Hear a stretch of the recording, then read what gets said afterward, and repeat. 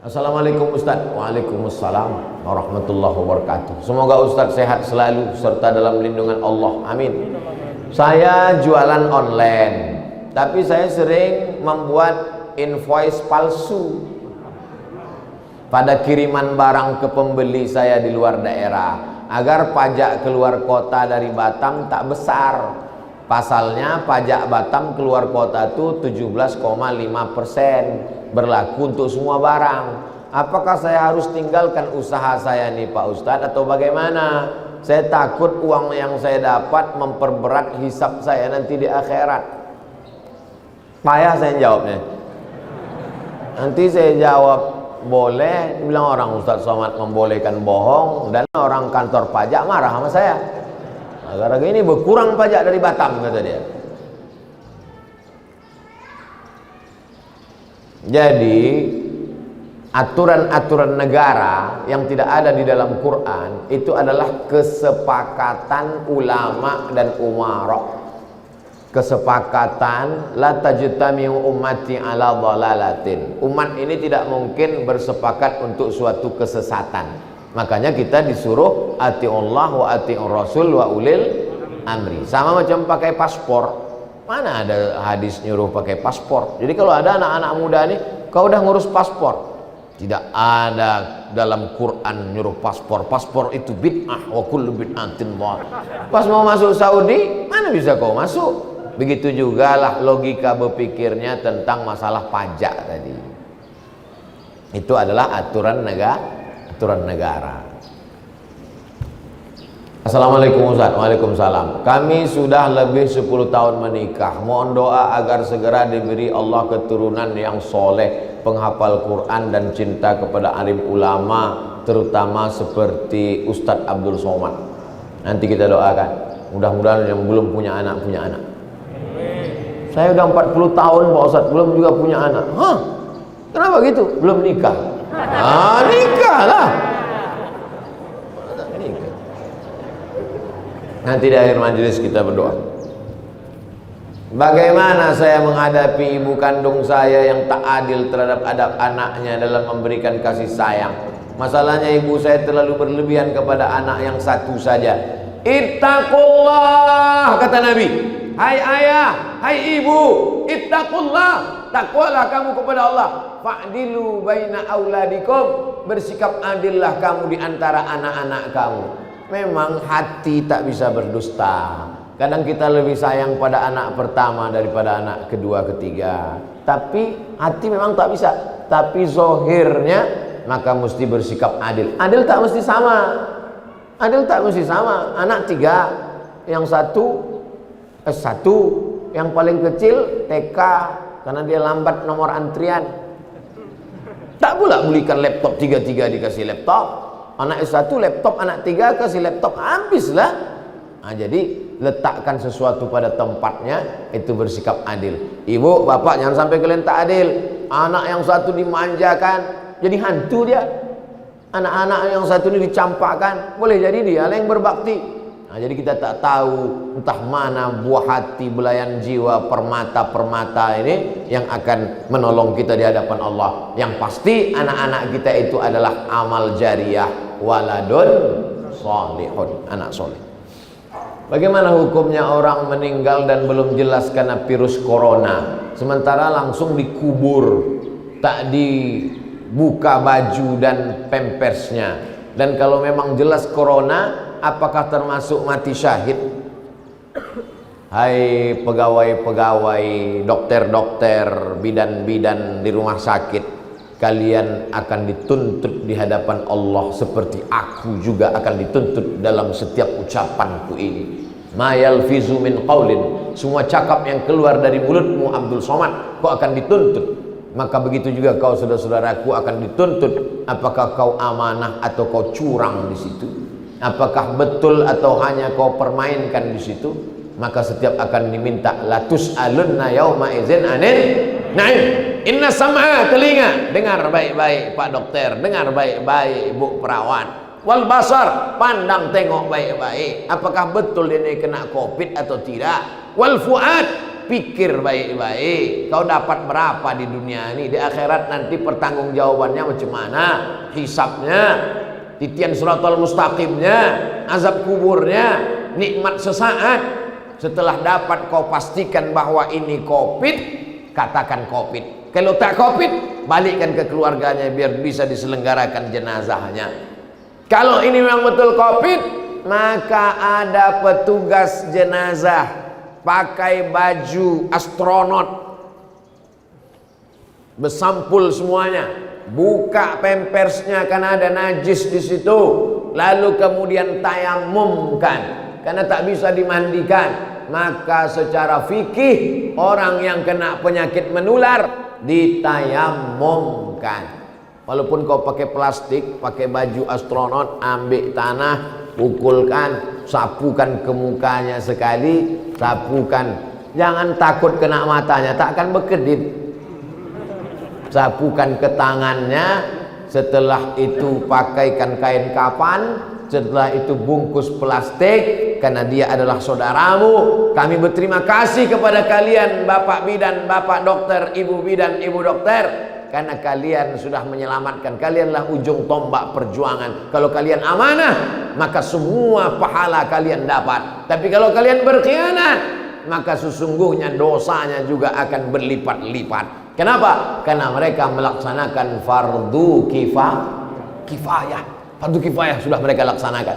Lalu kemudian dikuburkanlah. Adapun Sholatnya bisa diletakkan di keranda lalu sholat. Takut dibawa ke masjid menular sholat. Allahu Akbar.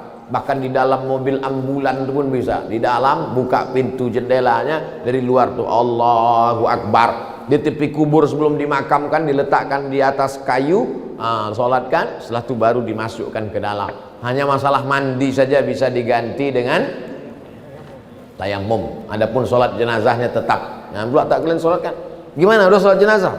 Kami buat webinar aja Pak Ustadz. Mana pula sholat online?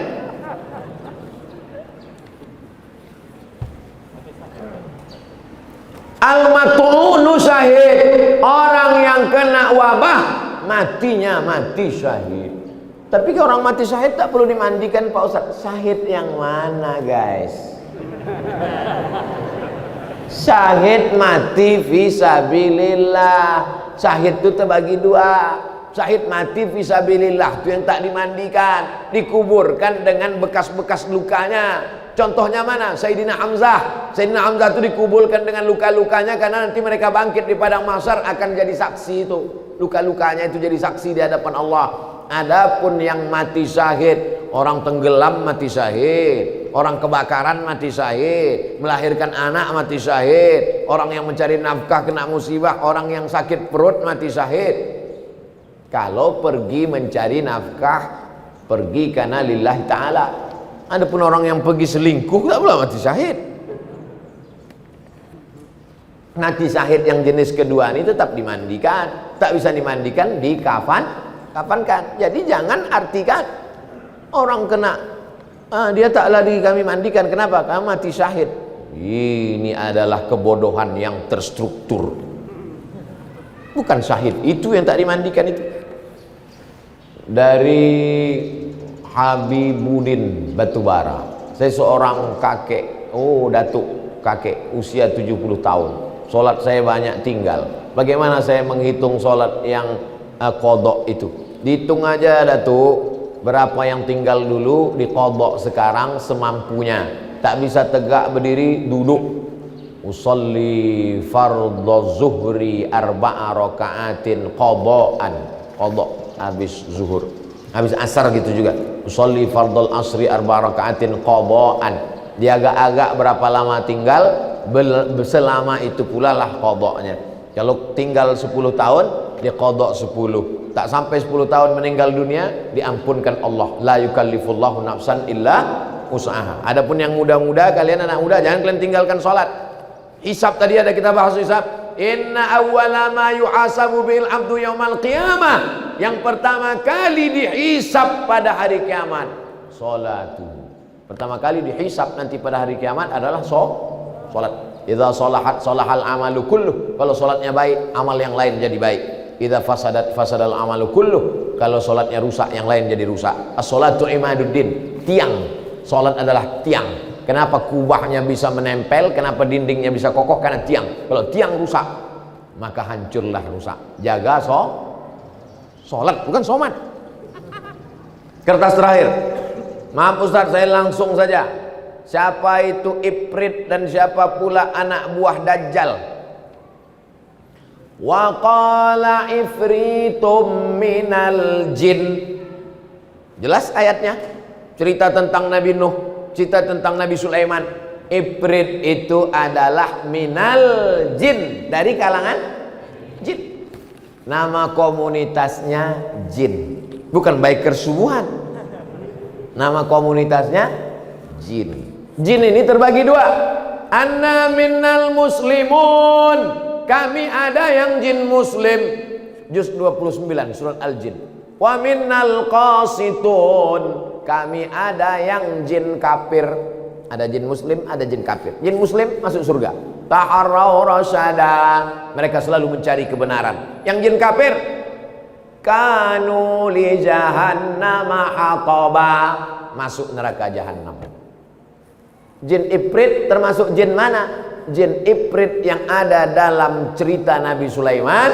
Dia menawarkan, ana atika bihi, aku sanggup membawa kursi Balqis, kursi tempat duduk Balqis, dari Yaman ke Palestina. Qabla an taquma min maqamik, sebelum kau tegak dari tempat dudukmu Sulaiman, sudah bisa kubawa kursi Balqis. Wa qala alladhi indahu ilmun minal kitab, datang seorang laki-laki, orang soleh, ilmunya dari Al-Quran. Apa kata dia? Ana atika bihi, aku bisa membawa kursi Balqis dari Yaman ke Palestina. Berapa lama? Qabla an yartadda ilaika tarfuk, sebelum matamu berkedip. Jin Ifrit sanggup membawa sebelum Sulaiman tegak. Orang beriman sanggup membawa sebelum Sulaiman berkedip. Mana yang lebih hebat? Orang beriman atau jin Ifrit? Kenapa masih minta jin Ifrit? Banyak orang sampai tak makan, tak minum, pergi ke pohon rindang. Hai jin, datanglah. Kata jin, aku dulu udah kalah tender waktu zaman Sulaiman. Kau datang juga sama aku lagi. Bongak, kata jin. Bodoh, kata jin. Siapa pula anak buah Dajjal? Anak buah Dajjal adalah semua orang yang memperturutkan hawa nafsu menjadi setan. Setan itu dua, sayatinal insi wal jin, dari kalangan manusia dan jin. Alladzi waswisu fi sudurin nas minal jinnati wan nas. Maka dia termasuk tentara-tentara Dajjal. Bagaimana jika keduanya sudah berada dalam tubuh kita, Pak Ustadz? Diruqyah, dikeluarkan.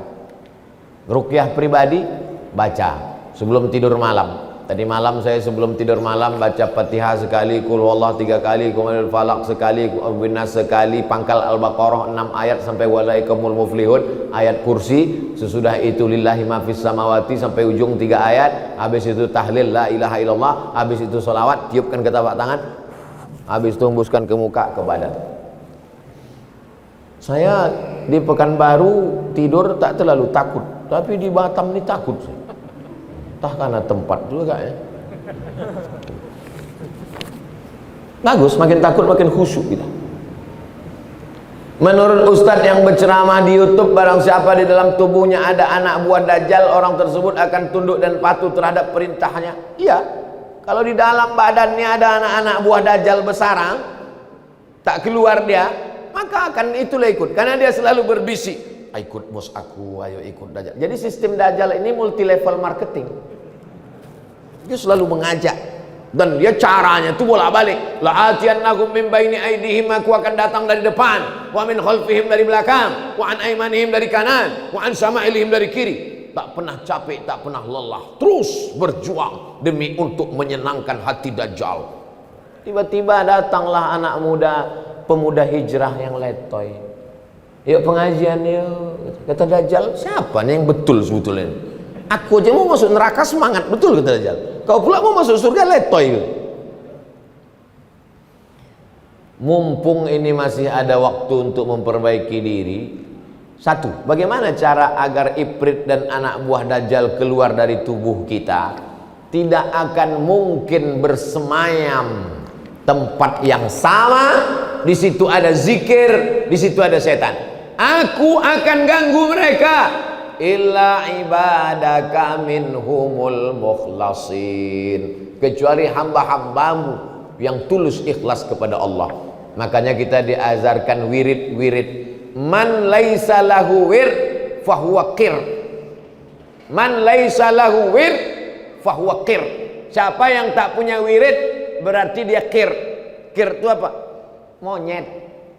Wiridnya apa? Itulah wirid harian, wirid pagi. Habis sholat subuh baca Fatihah, Qul huwallah, ayat kursi, pangkal Al-Baqarah. Wirid itu untuk menjauhkan dari gangguan-gangguan jin setan.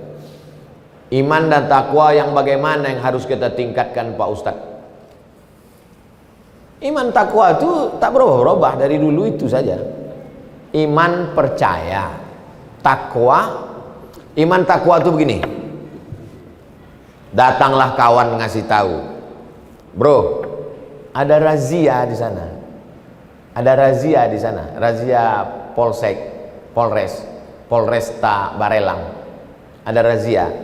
Percaya bahwa di sana ada razia, itu namanya iman. Percaya bahwa di sana ada razia, iman. Karena kau percaya bahwa ada razia, lalu kau buka dompetmu, kau mau melihat ada tak SIM dan STNK, sudah bayar pajak, lalu kemudian pakai helmnya bunyi klik, habis itu naik. Kesiapan dirimu dengan STNK, pajak, SIM, helm, siap melewati. Kesiapan itu namanya takwa. Paham hubungan iman dengan takwa? Paham. Nah, sekarang ada anak muda dikasih tahu kawannya, bro, kau mau ke kampus? Iya. Ada razia di sana. Razia ya? Iya. Ah, gitu deh. Jalan aja deh.